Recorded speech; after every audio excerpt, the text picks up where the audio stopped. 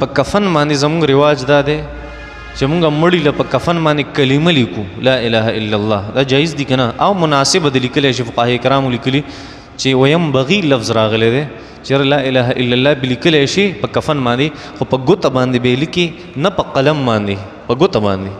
پوهېږي؟ وایي کېدای شي دا د برکت سبب وګرځي او دی الله وبخي. نو روا دي، ښه ناروا نه دي. مونږ چې کله د جنازې د مانځه نه راشو نو زموږ رواج دا دی چې مونږ غسل کوو، او دا رواج په مونږ کې د مشرانو نه راغلی. په مشرانو کې دا خبره مشهوره وه چې کله جنازو کې غسل به خامخا کوې، نو په مونږ یې لازم کړي اوس څه وکړو داسې ټیک دی که نه؟ نه لکه مسلمانه داسې مسله نشته. دا د هغې خلکو دپاره غسل صرف مستحب دی، مستحب ثواب پې ملاویږي. ښه خبره ده.